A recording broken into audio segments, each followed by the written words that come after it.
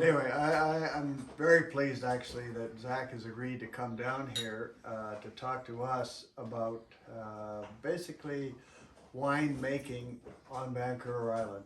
We heard Lamont talk about climatology from a very high level. We talked in last month about viticultural practices. We know that Vancouver Island is a great place right now to grow grapes to make great wine. And so Zach is here to tell us a little bit about how to do that on Vancouver Island with both vinifera and within hybrids. I first met Zach shortly after he was in Wega. I never remember, I did, because I knew Roger Dossman, who owned Alderlea before that, and Roger was one of the pioneers in Cowichan in terms of putting vineyard and making wine, and Roger and his wife Nancy did a great job, and I've been very pleased to see over the years how Zach and his wife Julie have dug in, elevated that whole thing, which was a great winery to start with. And you will see if you go on the website, there's golds, double golds all over the place on the wines that this man makes in Alderlea.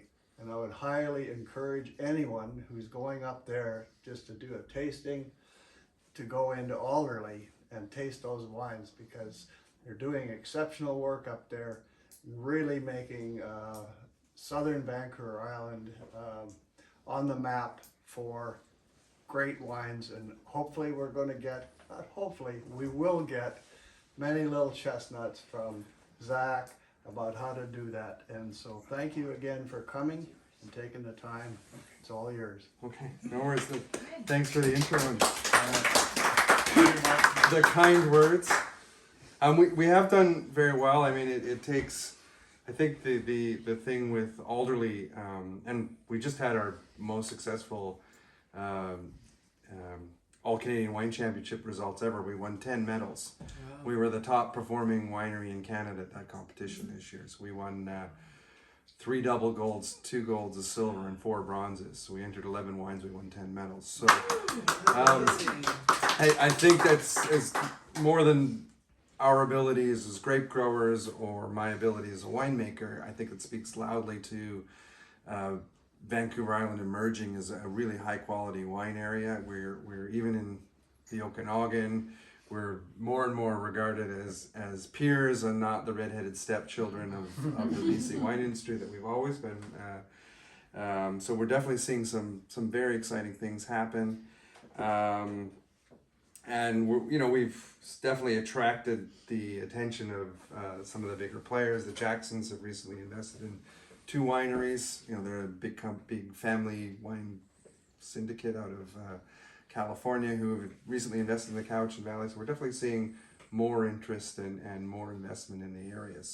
And I think that's because of the potential of the grapes that we grow here and the winemaking quality itself as well. So some unique things. We're on the island. People are like, can you grow grapes there on Vancouver Island? But as you know, places like Saanich, places like the Cowichan Valley, parts of the Comox Valley, we are sheltered, so we can ripen grapes pretty well here.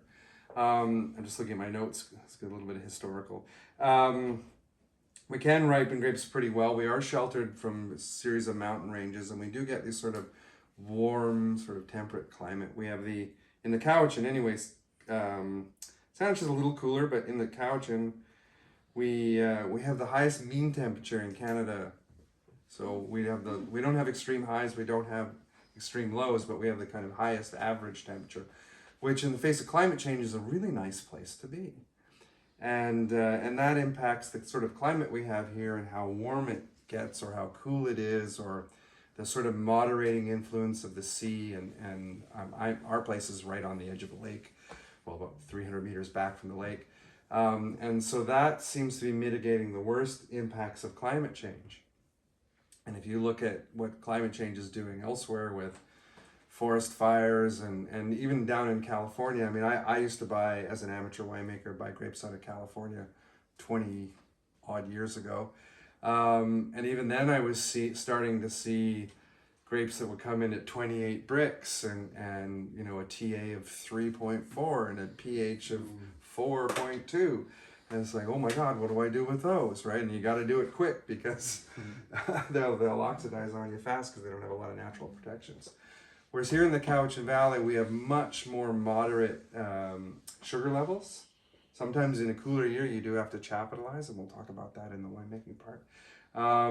But we have kind of perfect acidities. We get these sort of, if you read old winemaking textbooks from like the 80s and that, and the sort of acidity numbers, 7 grams per liter and, you know, a 3.3 pH for your white wines and things like that. We typically hit those sort of old school textbook numbers pretty regularly. So that's kind of an interesting thing about making wine here is we're not dealing with high sugars, so high alcohols. And from a commercial seller, the types of wines that are selling in the market now, we're seeing a general downturn in wine sales and production globally. But the wines that are still doing well are those bright, clean, crisp acidity, aromatic whites, and the softer reds. So your Pinot Noirs, your Gamay, and things like that are still doing quite well, and that's kind of what we do here on the island. So so like our own winery, we've doubled the production in the last couple of years from 2,000 to 4,000 cases. We still can't keep up with demand in the face of a shrinking wine market. So, and a lot of that has to do with the conditions that we have here, which allow us to make the wine that we can, those moderate temperatures. So historically, the sort of key varietals are sort of now or over the last 20 years, key varietals have been Pinot Noir and Pinot Gris. Those are probably the number 1 and number 2 here for sure. Aromatic whites, and there's a number of those. Some of you have probably had local Ortega, Bacchus, some of those. I think there's some Muller Thurgau out there and a few of those other. I make Bacchus. Oh, and Julie, my wife, makes an Ortega blend, which just won a double gold medal. And then some hybrids, both whites and reds. I don't grow any white. Well, I have like 1 row of some white hybrids, but we do grow some red hybrids. So we'll talk about that in the red section. In the future, what are we going to see? I think, you know, historically in the 90s when this area first started being planted and people were first getting serious about making wine here professionally, we saw a lot of those aromatic whites because they ripened really early, and you can make those sweet aromatic style wines here pretty easily. And we saw some hybrid reds like Maréchal Foch, Leon Malo, and a few things like that because they would ripen here. But even with our moderate climate, it is warmer today than it was in the 1990s or the 1980s. So we are seeing more consistent ripening, and we're seeing a broadening of areas where we can plant, and we're starting to see some different varietals. My own vineyard, we have Merlot in our vineyard that was planted 30 years ago. And my predecessor, Roger, would often make that into a rosé. And I've made it into a rosé once in 8 years. So, and we won a gold medal for our rosé last year at the Canadian Championship. So I think that's an indication that it is getting warmer here, but we're still not getting those extremes. So we're getting those sort of classic textbook ripening. So what are the virals of tomorrow? I think we're going to see Chardonnay. Our California friends that have bought Bluegrouse and Unworth are planting Chardonnay like it's going out of style. Personally, I don't like Chardonnay. It's boomer juice. Does the world need another Chardonnay? But that's my personal bias. Sauvignon Blanc, which I brought one. You're going to get a chance to try it. And then I think hybrids are going to still exist, but they may be different ones than we've planted 20, 30 years ago. Climate change. And we're seeing it in our own vineyard, like with some Maréchal Foch, and I'm good friends with the head winemaker at Quails Gate, and we know what the big freeze they had in the Okanagan recently. They produced 100% Foch crop. They have like a 20 acre or more Foch vineyard. It was completely unaffected by the deep freeze. So I think we're going to see the hybrids that are both resistant to cold and resistant to drought, which Foch is actually resistant to both of those things. I think we may see some exploration of some of those varietals that can resist the cold and the heat. And we're also going to see some that are more drought resistant. I think we're going to see different rootstocks that are also more drought resistant in the future. But yeah, definitely here on the island, I think we're going to see more Chardonnay, more Sauvignon Blanc. I know someone who's planting some Chenin Blanc right now, so we may see some of those other whites. And I think part of that is market driven. Like in the 70s, white wines were 70% of the market. Then the late 80s through the 90s, red wines, up until about 10 years ago, red wines grew to about 80% of the market. And now we're seeing almost 50-50. So we're seeing much more of a demand for white varietals. So I think increasingly there are going to be less places where you can plant those, and so the island will still, I think, with that moderate temperatures, will still be good for those. Anyways, a little bit about the island, Ryan. You guys all live here, so you know that we have a culture of sustainable growing here, which I think in the face of climate change is definitely going to be more and more popular. It also, we're seeing it just produces better grapes. Like in my own vineyard, I spread about 30 tons. I make and spread about 30 to 40 tons of compost every year in my vineyard. That's how we produce. We're no-till. We use organic sprays only. I'm not certified organic, but we're kind of trying to do all those right things.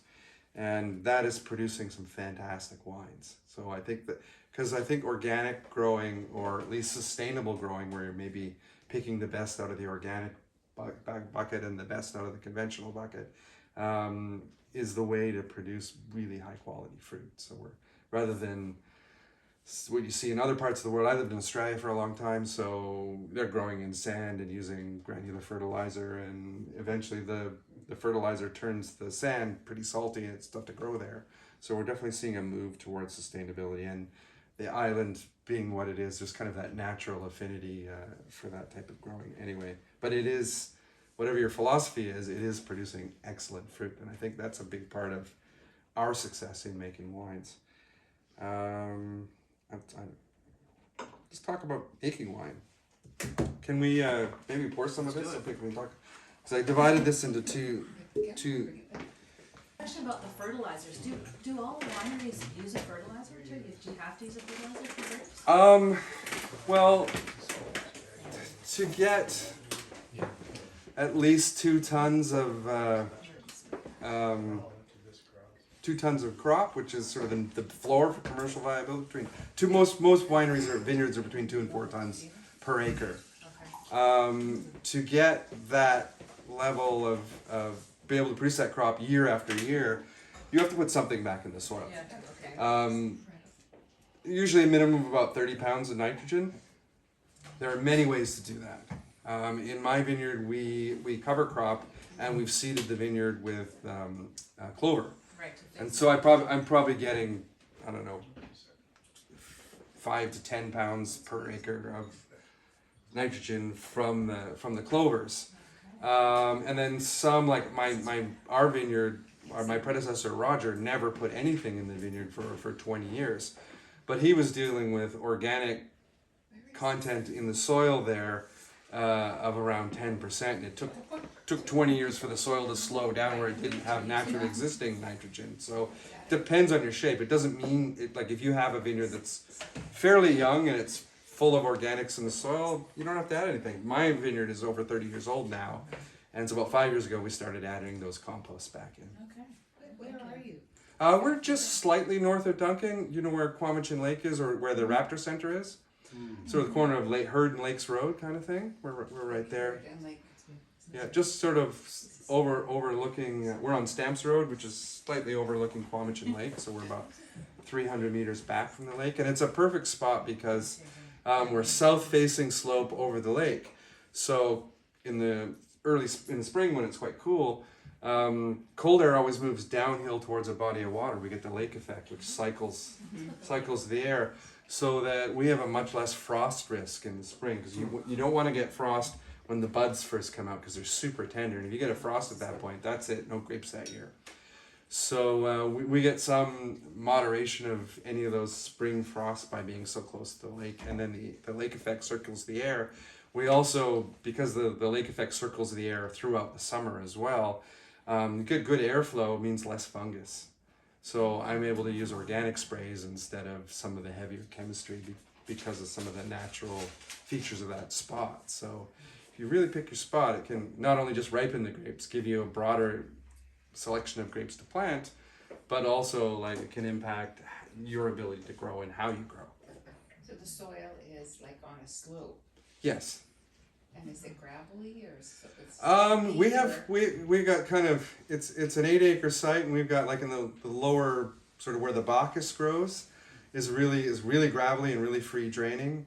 Then where my Cabernet Franc grows, which is a hybrid of Cabernet Sauvignon and Marichal Franc, it's really clayey there, and it really holds the water. So like, you know, doesn't need any irrigation or anything like that. And then in the back of the vineyard where the kind of Merlot and Pinot Noir and Pinot Gris are growing, it's really loamy soil that's really deep.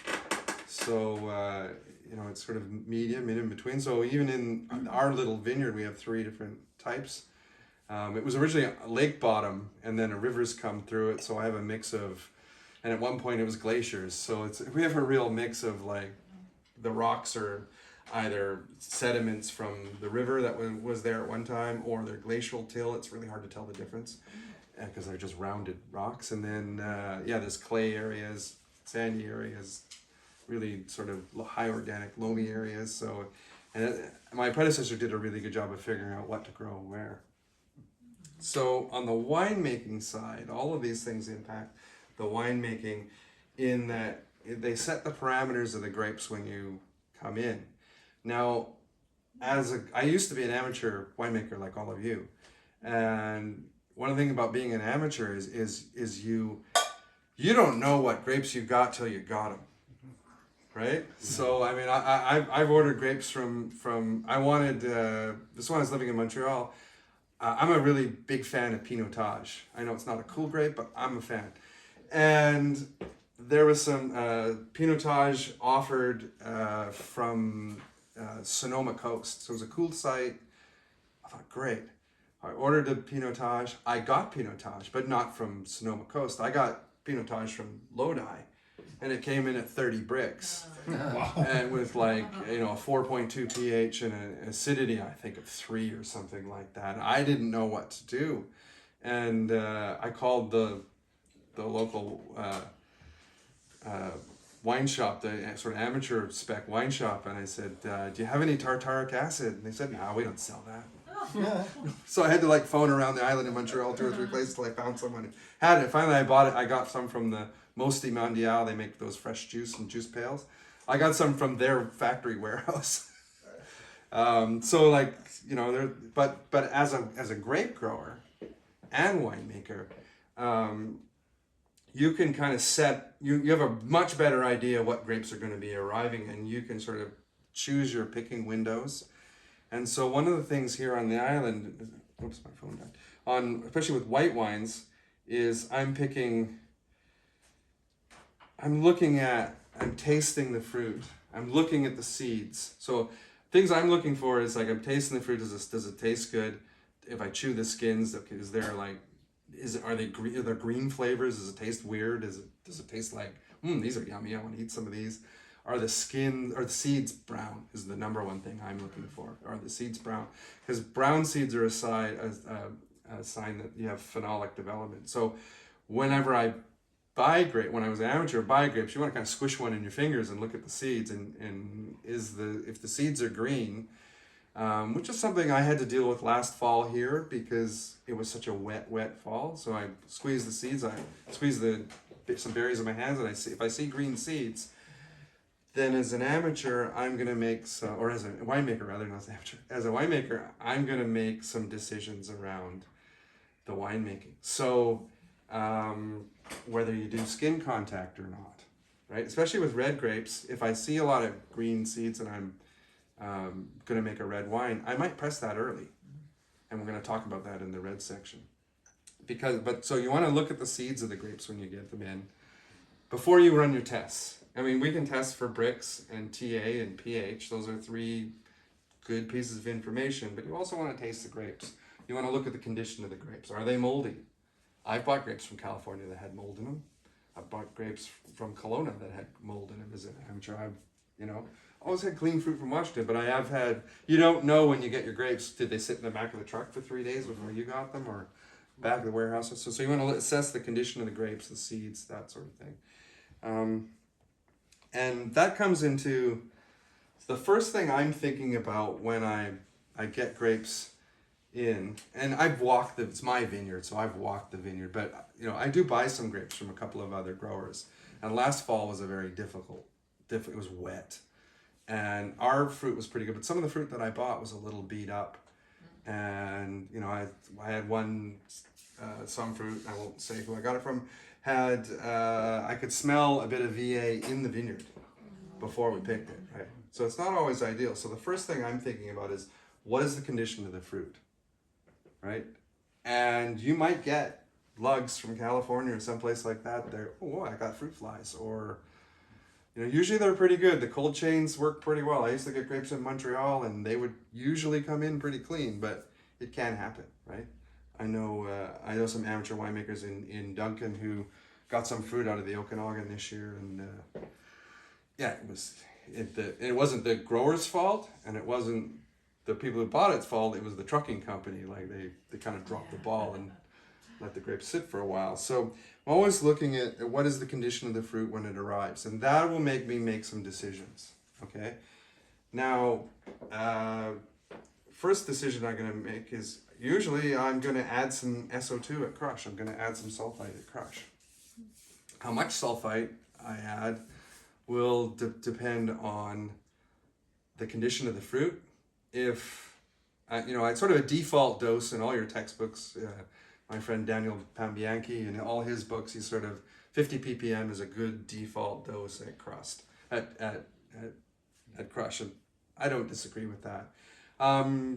If the fruit is local and it's really clean, I might only use 25 or 30, right? But 50 is a good default. But if that fruit comes in, like I said, I had some Pinot Noir that I bought last fall, and young vineyard is a little more exposed than mine. There wasn't as much leaf thinning done, so I could smell some rot happening in the vineyard before we picked it. So by the time it got in the bins and got to me, I lift the lids and I can smell there's some microbes going on there. I hit that with 100 ppm of SO2, and it was Pinot Noir, and I decided I'm not making a red wine out of this. I'm making a rosé. So I hit it with 100 ppm of SO2, put a little bit of enzyme in there. There's another product, chitosan, and there's a product called Bactyless.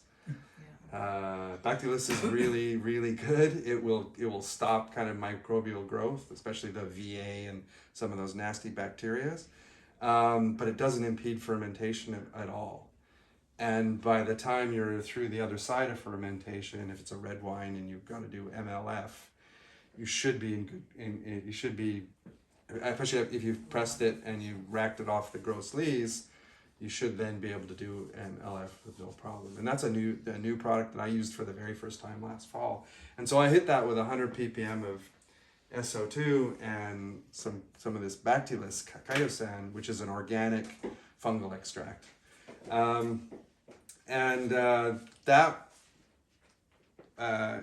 So I let it sit on the skins overnight, which is your high risk period. But because it's sitting on the skins with the juice, that SO2 is going to bind up pretty quickly. So there's not going to be any left by the time you go to throw your yeast in there, especially after because this is before pressing. So when you press it, you get all that oxygen in. That 100 ppm SO2, which sounds like a scary amount, because it was sitting on the skins overnight, it's all bound up. There's all sorts of protein and stuff in there. So I tested it the next. I think I had after I pressed the juice, I think I had 5 free SO2 of 5. So, and I used some of the chitosan, and the juice smelled clean. So after I added some bentonite, let it let it settle, racked it off, made a rosé out of it. It's fantastic rosé. It's selling like crazy. Won a bronze medal at the Canadian Nationals with it. So it's, what is the condition of your fruit, right? And and also like I had some Pinot Blanc that I bought last fall from from a grower that's right closer to the water, like closer to the ocean in the south end of the valley, Pinot Blanc, and it was 16 bricks. It had a TA of like 12 or something like that, and a 2.9 pH. So what are you gonna do with that? I made a sparkling wine. It's very good. And then I also I made a sparkling base out of that, and then I had some of that Pinot Noir Rosé. I put 20% of that in there, and then I had some Pinot Gris that was pretty nice. I put 20% of that in there.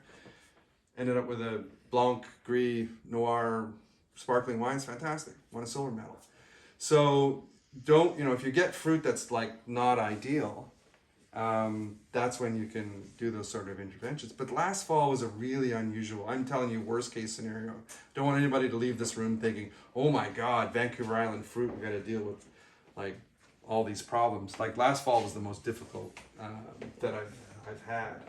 In a typical year, we'll get beautiful, clean white wines. White grapes will come in, and I work with Sauvignon Blanc, I work with Gewürztraminer, I work with Pinot Gris.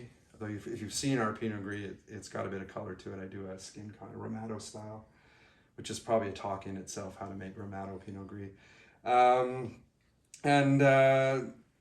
Ortega. Julie makes an Ortega Viognier blend. We grow a little bit of Viognier, a couple of rows on our vineyard, and she blends that with Viognier.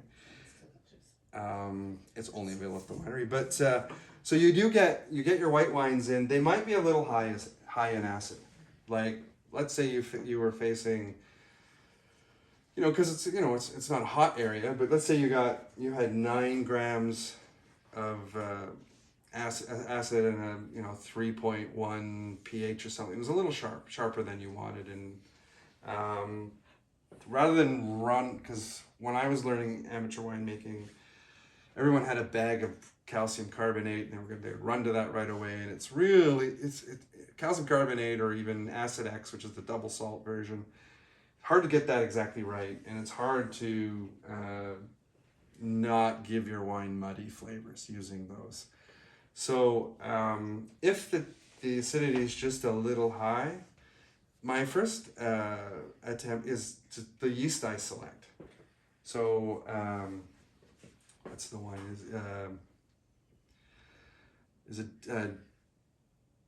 71B is one of the easiest ones for amateur winemakers to get. It's a Lalvin or Lalmand yeast, and they sell it in little 5-gram packets. That's probably the easiest acid metabolizing yeast that you can get, and that's a pretty good, for an amateur winemaker, that's a pretty good tool to have.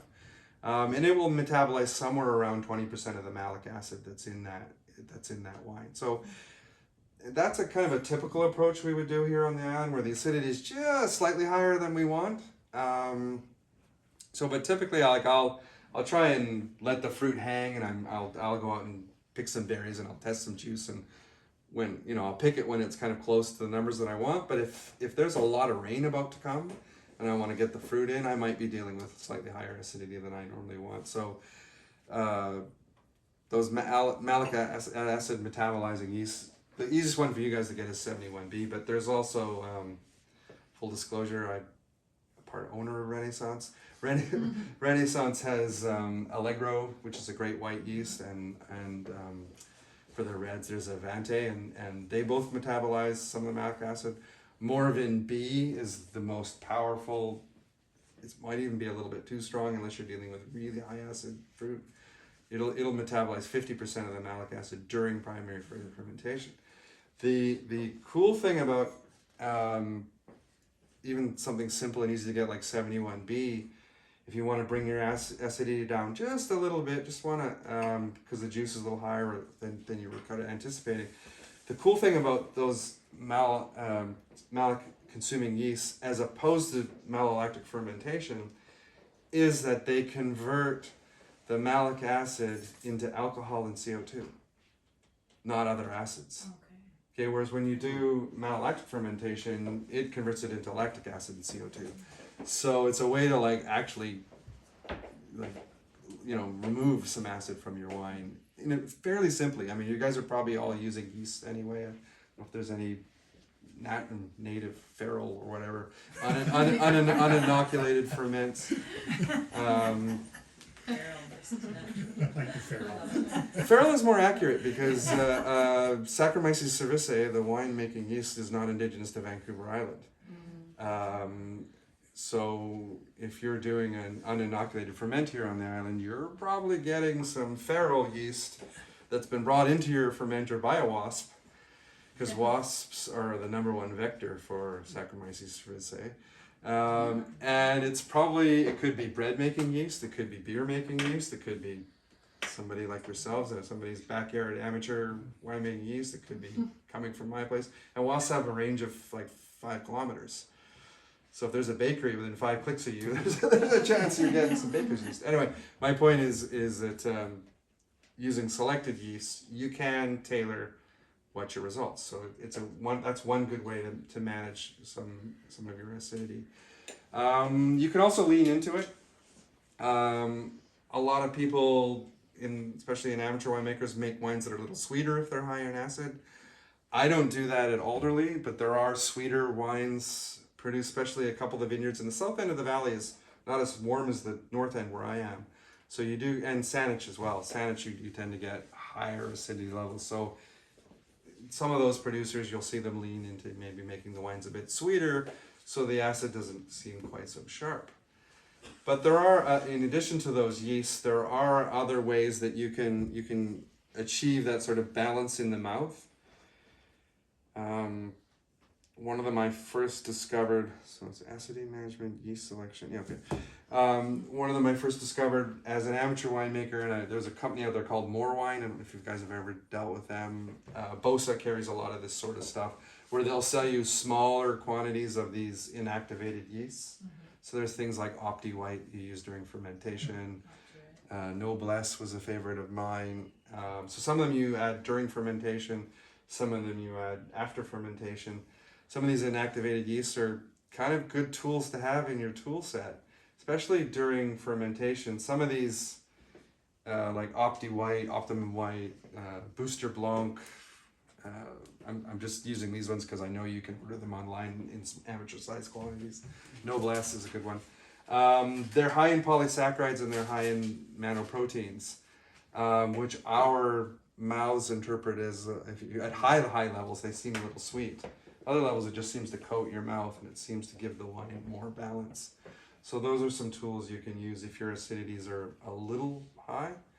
And we do encounter that on the island. We tend to 7 or 8 grams, 6 to 8 grams per liter on a white wine of TA is what I will often see, which is kind of where I want to be because I want those bright things. So, but if I had 10, 12, I would be a little more interventionist. You know, I might even look at some of those deacidifying things like the calcium carbonate, or I actually used a little bit of Acid X last fall. I bought some Sauvignon Blanc from another vineyard, and the acidity was almost double what mine is off my vineyard, so I did some deacidification. If you're gonna do, I could do a whole talk just on how I'm a chemistry background, so how that deacidification works. If you're gonna do it on the juice, not on finished wine. And calcium carbonate, I find that a really heavy-handed one, chemical deacidification, and it does make your wine kind of taste. I never used it without getting a little bit of a muddy kind of thing, but you do want to treat the juice. I used some Acid X, a different brand, but that's the best known one, which is the double salt. The thing about the double salt one is it will actually reduce malic and tartaric, whereas the calcium carbonate only takes out tartaric. But I settled the juice, and I ended up with, the sort of sludge, the pulp, the juice lees. And so I put the clear juice in one tank, and then I had this stuff in the bottom. I added my Acid X to the juice pulp and stirred it around in there, and the pH went from 2.9 to 4.5 in the juice pulp. So I stirred it all around, and then I had my filter aid, and I have these filter bags, which you can buy amateur size ones, that I put all my juice pulp in, and I squeeze it in my press. And all the juice pulp, the solids stay behind, but you get this beautiful clear juice with a 4.5 pH. I pumped it into the main tank that was 2.9-ish, And I ended up with a 3.2. Yeah, blend it together. Right, blend it together. And the secret with those ones, you can. I've never had to do that before. I had to like look it up online. I called my friend Daniel Pambianchi and said, "Okay, got any tips?" And so, but I had some in a jar in the back, in the lab. So occasionally we do have to do the deacidification on the island, but chemical deacidification, I've had to do it once this will be my 9th vintage this fall. So normally here on the island, we kind of get those textbook classics. So a little bit of mallet consuming yeast is kind of a good tool. Maybe some of those inactivated yeast things just to fatten it out, give you a broader mouthfeel. And the other one that's, because we get these, I don't know what school of your philosophy or winemaker group is here, but there's also the sort of nothing added, nothing taken away, 0 natural wine folks. A really good tool if you need to bring your acidity or your pH up a little bit. Skin contact. Now I do skin contact with most of my whites. Like with my Pinot Gris, I do 26 hours. And that's why it gets that copper color. It's pink. If you've ever seen the Alderlea Pinot Gris, But I do that for the color, but with my Sauvignon Blanc and my Bacchus and Ortega, we do like an hour to 2 hours skin contact on about half of the batch. And some of that is driven by the fact that I have a small press and the grapes are coming and I can't get it all in the press at one time, so I'll crush and destem it and then put it in a bin. I'll let it sit usually for an hour or two while the press finishes the cycle, then I dump the press, put it back in. But last fall, because because it was some of the fruit I bought it was cold year, it was wet.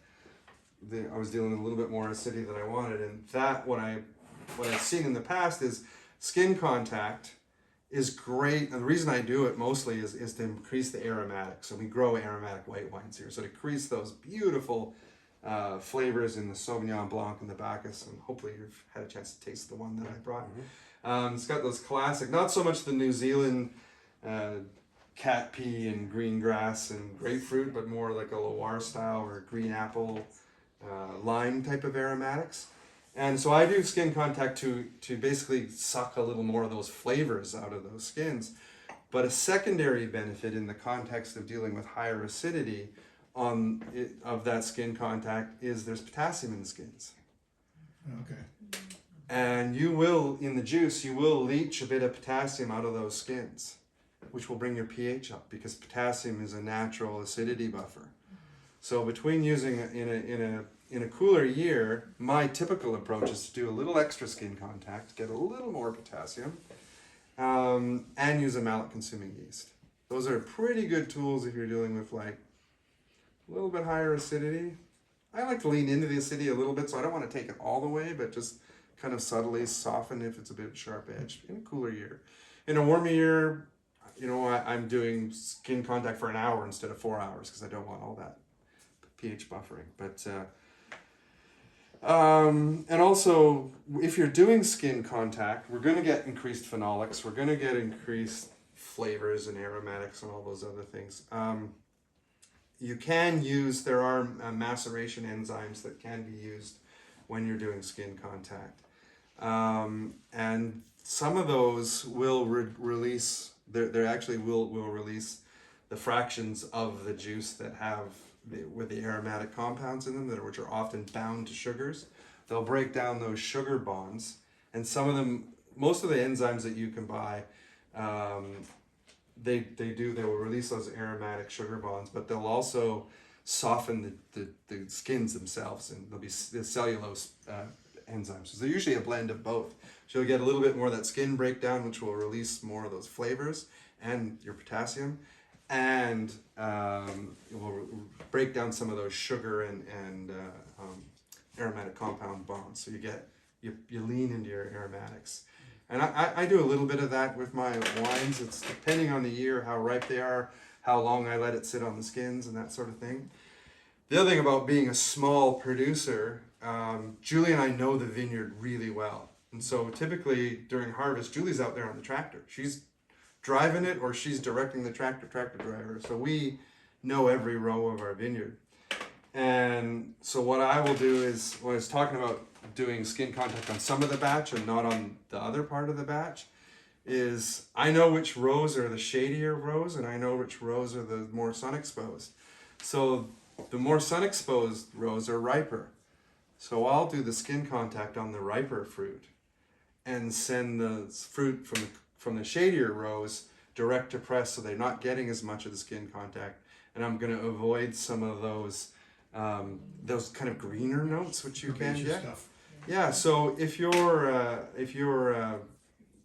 an amateur winemaker, and let's say you got some Sauvignon Blanc and some Semillon, right? And the Sauvignon Blanc is really ripe and the Semillon is a little green, and you bought it from a supplier, so you really don't have a lot of control of what you get till you got it. Well, I might think of like doing a little skin contact on the Sauvignon Blanc and get its pH up a little bit and suck some of the more flavors out of that. And then the Semillon, which may be a little less ripe, I'm going to make a blend of them anyway. So I'll send that to press right away and press that without any skin contact. And yeah, my acidity is going to be a little higher on that, but it'll be lower on the other juice. And when I blend together and I co-ferment, I might end up with some natural balance. So those are some things that I think about when I'm making wine, is like, I'll intentionally pick the riper fruit and go to bin with that, and then the slightly less I'll go to press. So if you get, if you're going to make a white blend anyway, that's something to think about, assessing the individual components of that blend, and then maybe do a co-ferment later, or you maybe ferment them all separately and then blend them as finished wines. But some things to think about how you achieve that balance, either manipulating the wine or not. When I was making wine as an amateur in Quebec, I would get wines from southern Ontario, from the Niagara area, and I remember I got some Syrah from Niagara one time. It was kind of white peppery and not as ripe, and then I got some Malbec from Lodi that was like crazy ripe, had no acidity. I blended those together, and that's how I got my balance. So it's not always about doing your deacidifications or selecting yeast. There are all sorts of, and as amateurs, you have no there's no constraints on what you can do. So I mean, I remember one time I got some Frontenac Gris, and it was like super high acidity, and like 13 grams of acid or something like that. I went to the amateur winemaking supply store and I bought 2 pails of Pinot Gris, and I just, from California, I just poured them straight in there, fermented them with the Frontenac, and I ended up with a TA of about 9. So, there are things you can do as amateurs, and so just things to think about. So do you tend to co-ferment most of yours as a blend, or you do them separately and then blend them back afterwards? I'm making mostly single varietals, so Sauvignon Blanc and Bacchus, Pinot Gris, they're all, I put a tiny bit of Cigaretti in my Pinot Gris just because I don't know where it should go. And it's pink. But my wife Julie makes a Viognier Ortega blend, and she always co-ferments that. Okay. And she just won a double gold medal for it. So she, her second. And anyway, co-fermentation is great because you can take a grape like Ortega, which it's nice, but I don't find it particularly interesting. It's a bit one note, it's a bit linear. And you add some Viognier in it, and Viognier can be like over the top aromatic. I don't like straight Viognier, but like 20% Viognier in a more neutral grape, co-fermented, with a yeast that's going to promote your aromatics, is a great way to go. And that's the other thing too, is if some of these yeasts themselves will promote your aromatics. So what is the character of the grape you're using, and how do we lean into that? So it's like when I make Pinot Gris, I make a Romato style Pinot Gris, which is a style from northern Italy, and I let it sit on the skins for 24 hours it's kind of Romato means copper in the Italian dialect, so it's kind of a pinky copper color, but you end up with a wine that's like got way more body, way more flavor, way more aromatics with that 24-hour skin contact, and then you just press it off and ferment like a white wine like you normally would. And I end up with a Pinot Gris that's nothing like any Yaletown patio Pinot Gris you've ever had, any Pinot Grigio, you know, that Pinot Grigio can be, or Pinot Gris can be a bit wet, white, and forgettable. So there are things you can do to sort of lean into the good parts of those grapes. So like skin, I'm a big fan of skin contact. So most of my whites I will do an hour to 4 hours, and then the Pinot Gris gets 24 hours. So. Zach, quick question. I've heard a couple of comments from different winemakers on Vancouver Island who say the proportion of Malec to Tartaric on the island is a higher proportion than you might expect in other wine growing areas. In your experience, is that true? I would say that's more. Proportion. It's in cooler sites that is not uncommon. I would say it's more common in Saanich and Comox than it is in Cowichan. Yeah. Mine are pretty textbook. So for acid adjustment, rather than going to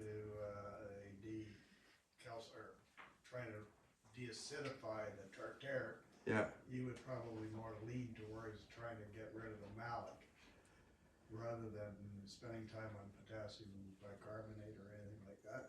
Yeah, I mean, the thing about those bicarbonate and Acidex and calcium carbonate, bicarbonate things is they're very heavy-handed, and sometimes you got to do it. If you like the fall I just had, I had to do it on one. It was a portion of all the Sauvignon Blanc I made. But they do have a negative impact on aromatics and wine character.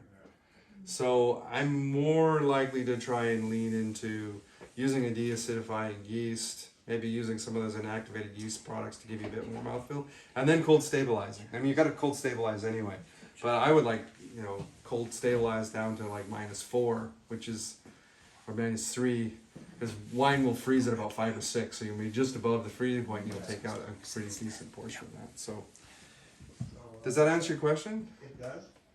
This is more specific. That's quite a lovely wine, that Sauvignon Blanc. What yeast did you use on that? I did mention that I have, well, we just sold the yeast division of Renaissance, but to Lalaman. But yeah, that's the Renaissance. Allegra? No, the TR313, which is a very aromatic yeast, and that probably got. Well, this is the 24, I think, isn't it? That's the 24. So that's the one I'm talking about. Like I had a really difficult year, and some of that got off the new vineyard. I had to deacidify. So even with that, it still won a gold medal, and you guys are liking it. So yeah, I didn't use any mallet consuming yeast on this one. The TR313 is just an aromatic promoter, but I kind of leaned into the acidity a bit. Is it Sauvignon Blanc? Sorry. Yes, it is. Yeah, good. And I, one of the other things I like to do to get, I got my last note here is lees contact. So I've talked about skin contact. I talked about chemical deacidification. I talked about mallet consuming yeast. I talked a bit about enzymes and using those in inactivated products. I don't want to make it sound like I have this whole chemistry set that I apply to every wine I make. Just these are some tools that you can use, and it's up to you as winemakers to figure out when to and when not to. So I don't want people to think that I'm pouring bags of this stuff in every year, because I'm not. If the fruit's in really good shape, then yeah, I'll lean into the natural parts of the wine. I'll use skin contact, and I will do lees contact. And I quite like lees contact. I do use the Renaissance yeast, which will not produce H2S. So it gives me a big buffer when it comes to lees contact. Because when I was an amateur winemaker and I'd be using something like D47, which is will go, or the worst, Montrachet, don't ever use that yeast. You guarantee you're going to get a stink bomb. I've never had a successful wine made with Montrachet, but thankfully you don't see as much. But even EC188 can turn on you. It's usually pretty good. That's why it's the #1 wine yeast in the world. But normally when I was an amateur, I would let that sit for maybe 72 hours, and I'd be racking off my lees after fermentation. And now, because I use the Renaissance yeast, they won't produce H2S. Much more forgiving of extended lees contact. So on my Pinot Gris, I have a big tank with a propeller on it, so I've got like 4,000 liters of Pinot Gris in there, and I'll let it sit on the lees, but I'll just turn on the propeller once a week, and that's how I do my batonnage, right? But with my Bacchus and my Sauvignon Blanc, I just let it sit on the lees bed. I don't do anything. But even that will give the wine, fatten it out, will give it mouthfeel, and will also help you balance your acidity without resorting to some of those more interventionist tools. But I wouldn't be doing that with Montrachet or D47, or you know what I mean? So I kind of leaned into it, and when I was kind of working a bit with Renaissance, I wrote a paper on that extended lees contact. So, but question. What's the process that reduces the acid from lees contact? Oh, the lees contact itself doesn't reduce the acidity. What it does is it's like making champagne when they leave the bottle. They ferment in the bottle, and the lees residue is in there, and you get that autolysis, which is the yeast breaking down, and that's when the yeast are releasing nanoproteins and polysaccharides naturally. Those inactivated yeast products that I was talking about, what they do is they make a big batch of yeast, and then they extract those polysaccharides and nanoproteins and that are naturally occurring, and then you get a little packet of them and you can put it in your wine. So the lees contact itself on the gross lees will,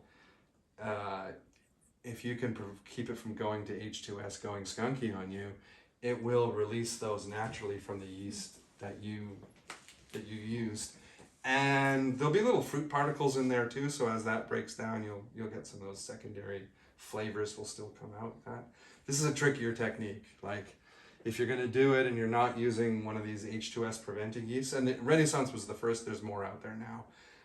You want to be doing batonnage like every 5 days for I'd say once a week, or at least once a week to twice a month, somewhere in that window. To stir that up so you don't start to get reduction, and you don't start to get H2S and other volatile organic sulfur compounds. Now, are you talking on your gross lees or your fine lees? I'm talking on gross lees. Okay. Fine lees I wouldn't worry about. I've never heard of unless you had massive H2S during your ferment, it smelled like eggs and sulfur, and I wouldn't worry about the fine lees. No, but I'm saying when you're saying leaving it on the lees. I'm leaving on the gross On the lees. gross lees, okay. But I wouldn't do that with a regular yeast. What I might do is I would settle it for 24 hours, and that's going to get the worst of your gross lees off, and then rack it a little bit dirty, and then you've got more of the fine lees, and then do batonnage on that. That will work. It's good for Chardonnay, or if I'm going to barrel, that's what I would do. But I'm working with sort of tanks, but you could do the same thing in a carboy or one of those 15-gallon demijohns, or I had little variable tanks when I still have them. I'm gonna make wine when I retire from doing it professionally still, so I still got all my amateur gear up in the loft. So sometimes lees contact is not a bad way to fatten the wine out, give it more mouthfeel. A cheater's way, a safer way, maybe not cheater's way, but a safer way would be to do it on the fine lees, and maybe just add a little bit of something like Noblesse, which is one of those yeast extracts, which is kind of going to give your fine lees a bit of a boost, more of those nanoproteins and manic polysaccharides, without running the risk of going H2S. As an amateur, that's probably not a bad way to go. Especially, the other thing too is you can do it, it's a post-fermentation intervention, so and you don't have to do it right away. So let's say you had a wine in a carboy 4, 5, 6 months later, and you taste it and you go, it's just a bit sharp, and that's when you could add a tablespoon in a carboy of something like Noblesse, or Noblesse is a good one because post fermentation. You could add a little bit and then stir it in. Then a month later, stir it again, and then just leave it, and you'll end up with some of that fattening. That's probably a safe way for an amateur winemaker. You don't have as many tools like electric batonnage and things like that. I don't want anybody to ruin their wine. And I'm gonna wrap this up. I'm gonna talk a little bit about red wine, but I realize I've been going a bit long because I am passionate about what I do. So I talk about red wine. So you do want to make sure I talk about protection. So assessing the fruit when it comes in is really important. Should we do a pour? What's that? Should we do a pour? Sure. Let's do the Pinot Noir. Right. Pinot Noir. Pinot Noir. What do I want to say about Pinot Noir? So I was a crazy mad home winemaker. Like the nerdiest home winemaker. Crazy mad commercial winemaker. Yeah. But as a home winemaker, I was like super nerdy and I had a really nice setup. Water batter press, nice adjustable crusher to stemmer, small variable tanks. I had a like a proper wine cellar with actual oak barrels in it, and a really nice setup. I used to make good money in my former life, so I had all the toys. Thank you. And I made mostly red wines. But what I would do is first thing I do is again assess your fruit. So if you get fruit in, now here on the island, we do really well with Pinot Noir. We do very well with things like Foch. I grow some Merlot. Now Alderlea is one of the hottest vineyard sites on Vancouver Island. So generally, I have so many people ask me, "Oh, you have Merlot? Should I plant some?" I'm like, no. Unless you have a really hot site. The only other people I know who grow good Merlot is Zanata, because Glenora is a really hot site, and the two of us are probably the hottest sites on the island. But when you assess the fruit coming in, sometimes you get some fruit show in, and so I a couple years ago, it was a cooler year, the Merlot. Sometimes you have to pick stuff. You might get good weather and it might push to ripening, but you can also, here on the island, we can get a storm front come in. And sometimes you have to make a picking decision, not on where the fruit is now or what has the potential to get to, but when the fruit is 20 bricks and the skins are a bit soft and like the acidity is almost where you want it, and it's like, do I let it hang for another week? And then you're watching the weather report and there's like one of these Vancouver Island storm systems coming in. Sometimes you'll have to pick it. So if you get some red fruit, and it could happen, you're an amateur. I've bought fruit that wasn't what I thought it was going to be, even from a warm area.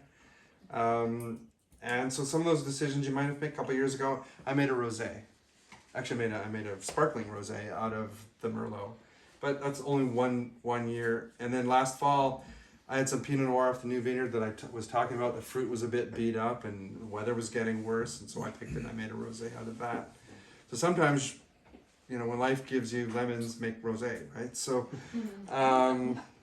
so that's part of assessing the fruit is like, how ripe is this? If the seeds are really green and the bricks are low, that might be great for a rosé, but it's probably not going to be a red wine. So thus, last fall we had all that rainy weather.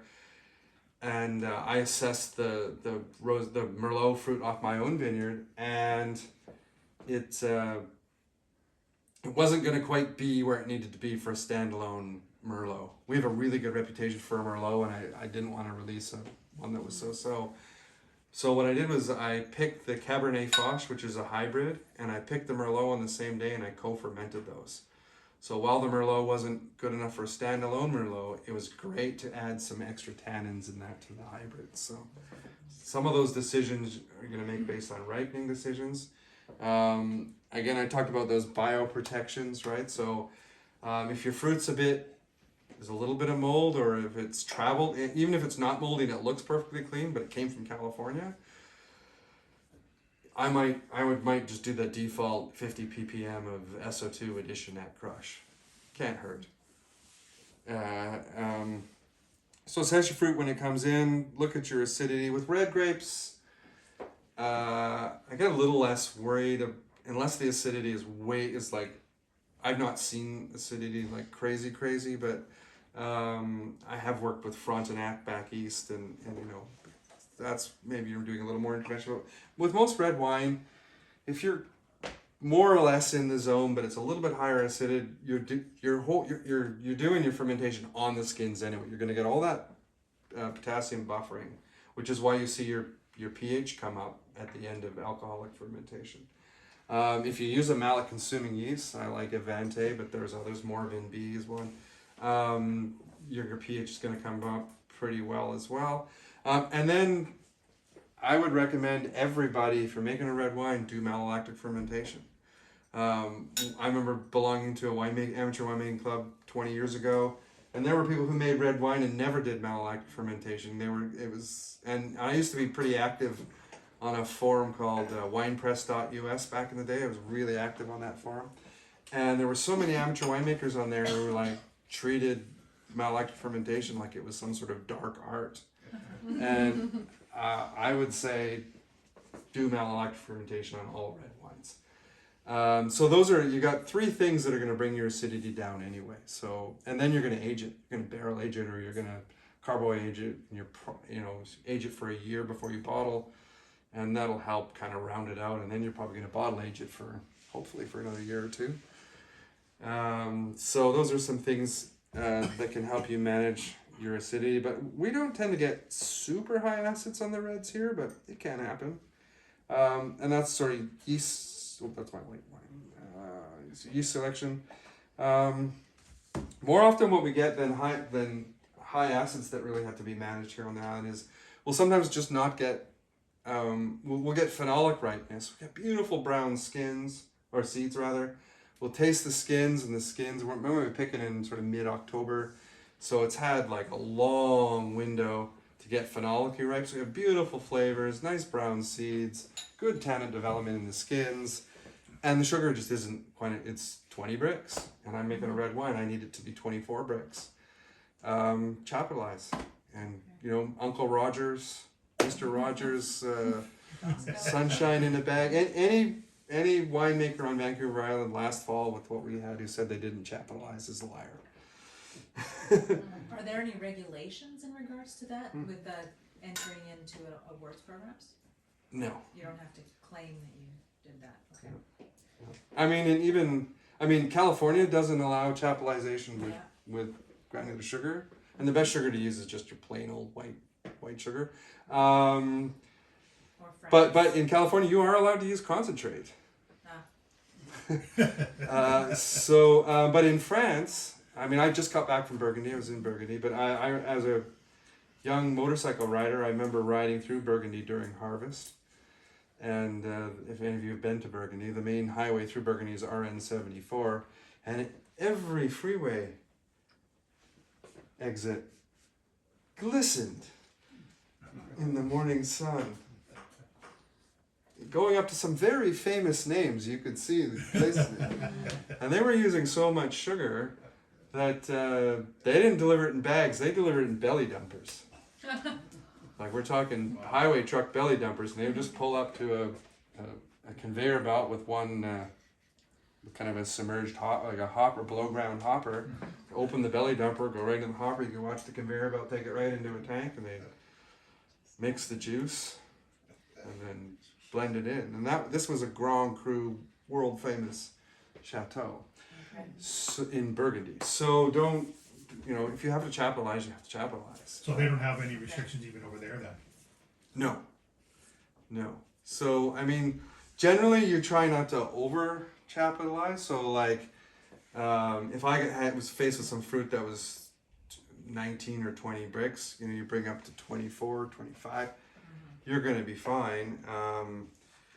Would I take 19, 20 bricks fruit and try and make port out of it and take that sugar up to 30? And no, because what can happen is if you're chaptalizing like that much, you end up with a wine that's hot, like it's alcohol hot, and it's completely out of balance. So there's a limit to how much you can do. You need those fruit sugars to balance it off. Yeah, you end up with what you don't have is you don't have the phenolic ripeness, so you don't have the flavors and the skin textures and all of that. So you can end up with a wine that's just all you can perceive is the alcohol. So if you don't want to over chaptalize, but going from 20 to 24 bricks, with white wine, I have gone from in a typical year, like Bacchus for example. No matter how long you let Bacchus hang, it's not going over 20 bricks. I don't care how hot the acid will fall through the floor. So I usually pick it before the acidity drops off, which puts me at about 20 bricks. And I want that acidity to stay around 7, and with like a 3.2, 3.3 pH. So I mean, I could let it hang and see if it gets a couple more bricks, but I'm gonna lose my acidity, and then I have to add acid. So I'd rather keep the natural acidity and the vibrancy, and then I bring it up to like 22 and a half, from 20 to 22 and a half bricks for a white wine. I never make a white wine over 22 and a half bricks. My red wines, if I have to chaptalize, I'll go up to 24. Yeah. So I've got it going for a bit. Anyway, that's the Pinot Noir. That Pinot Noir is a blend of 2 vineyards. So we have another vineyard down the end of Stamps Road that's 6-year-old vines. And it's all Dijon clones. And then I picked all the Dijon clones off our vineyard, which are 30-year-old. And I blended the 2. So it's all Dijon. We have some Alsace clones as well, which are thicker skinned and make kind of a more masculine, more robust wine. I made that into my reserve. So that's what that one is. And this is Marichal Foch. And there's no, is there any other grape in No. this? It's just 100%. 100% Pinot Noir. Pinot Noir should never be blended. Okay. They do in California. 15% Syrah is very common, and it shows. Or Petite Syrah. Or Yeah. This is Clarinet. I hope you get a chance to try this. It's a little bit about. This is a hybrid grape. I'm sorry I went a bit long, but this is a bit of a hybrid grape. The thing with hybrid grapes as opposed to vinifera, the winemaking side, and I did write an article for Winemaker magazine on this, which I think I passed it to you. It's easy to find online. The thing with the hybrid grapes is you don't want to do extended maceration on those. What happens is when you get to a alcohol level of about 8%, so as you're fermenting from 0% alcohol to about 8%, you get above 8%. Alcohol is a solvent, and it starts to pull heavy on the seeds, and there is nothing good to be had from hybrid seeds. So I typically press when I've got 5 or 8 bricks left in the ferment. So if I started at 24 bricks, when I get to between 5 and 8, I'll press it and get it away from the seeds, get it away from the skins, and let it ferment to dry in tank. And that, because this is beautiful fruit flavors, but as soon as if you pull too hard on those seeds, there's people here who are old enough to remember the bad old days of BC Marichal Foch, and some of it was angry and nasty and weird, and that's that seed contact that does that. So with that one, I press that early, and I age it in neutral oak, but I do use some oak chips in the fermenter, untoasted oak, because there's not a lot of tannins in Foch, so it gives it a little tannin bump, sort of hides some of those green flavors. So untoasted oak chips are a great tip if you end up with underripe or hybrid grapes. So if you get some underripe Cabernet Franc, throw some untoasted French oak chips in there. So why do you leave the seeds in there to begin with? Well, when you crush and stem the grapes, they come with the grapes, right? Right, but you can get those out of there. Yeah, I find that Delestage doesn't work very well with these. You're also dealing with something that's super purple. I find that just pressing early works much better than a rack and return. Okay. With hybrids. Also, you're also arresting the pull on the skins as well. These are so high in anthocyanins, you end up with inky dark wine after like 5 days on the skins. You don't need to let it go any further. So, and it sort of tastes it anyway. It pops the fruit. This the 4th double gold medal we've won for Marichal Foch. So this will make you forget all the bad things you think of Marichal Foch. For a suggestion here, go ahead, Mike. Just a question on hybrids. Would you say that's a general procedure for dealing with all red hybrids like the Cab Foch, the Cab Franc, or the... Yeah, I've done it with Cabernet Foch, Cabernet Libre. I've done it with Frontenac. I've done it with Marquette. I've done it with Foch, So all of them Leon Melot. a good thing to do, yeah. I always recommend press it early. Yeah, okay. That article, that Winemaker magazine article that I wrote, it goes into more tips and tricks with hybrids. What year was the magazine? 2 years ago. I've My got the white article. hybrid one just came out, and the red one was 2 years ago. Yeah, I can forward people the article. I've got I it. have the magazine, I just need to know the month. I can't remember. I'm sorry. So I've got a suggestion here. I'm gonna go around and pour samples of this, and I think we can wind down the presentation. Sounds good. Yeah, this was really great. Yes. Like my brain is full right now, Sorry. and I have about 1 million more questions to ask. So I hope you can stick around. Yeah, not having the computer I got kind of off track a little bit. We'll get you but, back for a 3-day seminar, and we'll do it properly next time. Yeah, can we get a round of applause Yeah, for thank Zac you. Brown?